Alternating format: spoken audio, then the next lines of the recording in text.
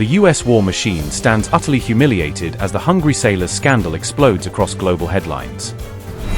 Starvation claims rock American warships while Iran masterfully transforms the crisis into worldwide mockery. America plummets from superpower dominance to basic supply chain failure, exposed by explosive Navy meal scandal. Iran relentlessly ridicules US military prowess as viral grey food images ignite massive international outrage.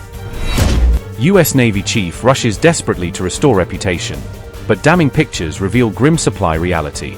A fresh controversy has erupted around living conditions aboard key US naval vessels deployed in the Middle East, drawing attention to questions about morale and logistics during the ongoing conflict with Iran. The debate began after images surfaced of poorly portioned meals being served to personnel aboard US warships, with trays appearing to contain only small or unappetizing rations.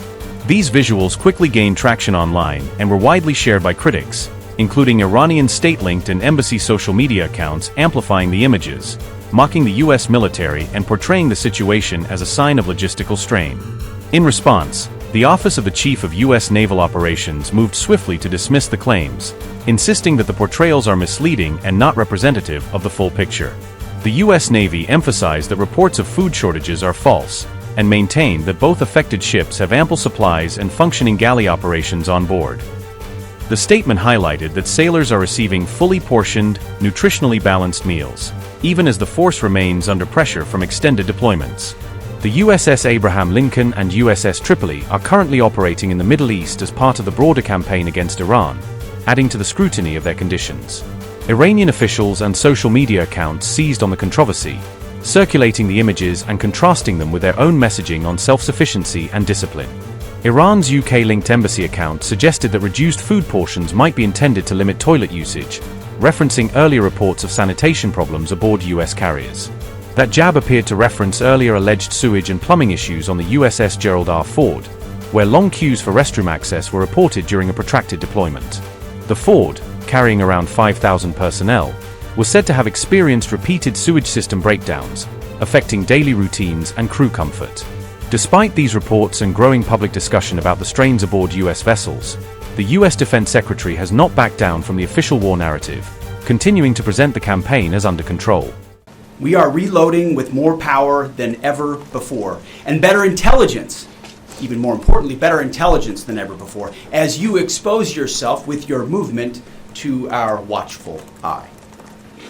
We are locked and loaded on your critical dual-use infrastructure, on your remaining power generation, and on your energy industry. We'd rather not have to do it, but we're ready to go at the command of our president and at the push of a button. Amid ongoing Middle East deployments, concerns have emerged over food conditions aboard US Navy vessels operating in the region. A Marine aboard the USS Abraham Lincoln reportedly shared images of a meal showing small portions and processed food items. The tray was described as including boiled vegetables, a dry meat patty, and a grey processed meat slab, according to reports. Similar complaints have also emerged from sailors aboard the USS Tripoli, citing limited food supplies during deployment. Service members told families that food was being rationed and fresh produce was not available on board ships. Sailors messaged relatives saying crew members ate when possible and shared available food equally on board. Mariners also warned that onboard supplies were running low and no port visits were expected in the near term. Families responded by preparing care packages containing food, hygiene products, and basic comfort items for troops. The boxes included snacks, vitamins, socks, toothpaste, and sweets intended to support deployed service members. However, many shipments were delayed after mail delivery was suspended across multiple overseas military zip codes. The US Postal Service had suspended deliveries to 27 military zip codes amid ongoing conflict, according to reports. Officials said the suspension was caused by airspace closures and logistical disruptions in active conflict zones. Mail already in transit was held securely in storage facilities, awaiting further delivery authorization. Authorities stated there was no fixed timeline for resuming postal services to deployed military personnel. Despite a Pentagon budget nearing $1 trillion, families have questioned welfare conditions for deployed personnel at sea. Military officials said such disruptions were common during wartime operations and global deployments. The military did not provide clarity on when mail services or supply chains would fully resume operations. The situation has highlighted growing strain on deployed naval forces operating across the Middle East region. Families continued waiting as delayed packages remained stuck between home and service members overseas.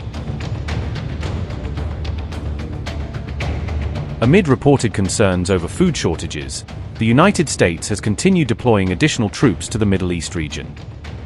Amid Iran's claim that hundreds of US troops have resigned over the war, fresh reports are emerging of a large-scale military reinforcement into the Middle East instead. The United States is expected to deploy thousands of additional troops to the Middle East in the coming days, according to a Washington Post report on the buildup. This deployment signals a sharp escalation in US military posture just before the fragile US-Iran ceasefire is due to expire on April 22. Officials told the Washington Post that the new movement will include roughly 10,000 soldiers arriving by the end of April, boosting the regional force level. The majority of this force is said to be aboard the aircraft carrier USS George H.W. Bush, which is currently en route to the Middle East. That carrier group alone carries approximately 6,000 personnel, which will significantly bolster US naval strength once it reaches operating zones near Iran. Another major addition is the Boxer Amphibious Ready Group, which is scheduled to arrive by the end of April with about 4,200 troops.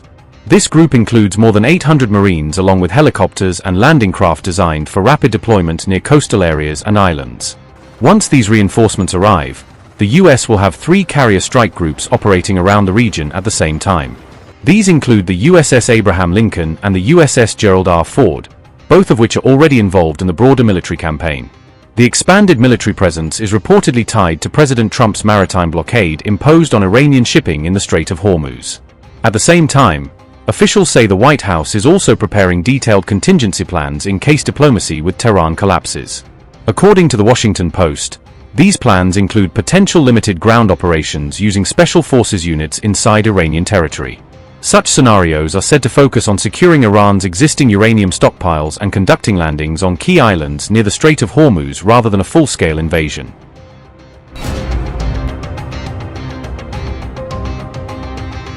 IRGC intelligence said on April 14 that frustration and hopelessness are spreading among US troops in the region, presenting the claim as a sign that repeated Iranian attacks have taken a psychological toll on American forces.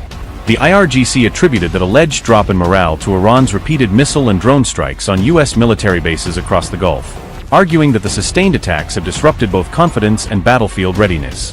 Iran International reported that the IRGC made this revelation on the basis of what it described as assessments and field data, giving the claim the appearance of an intelligence-backed internal reading of US conditions.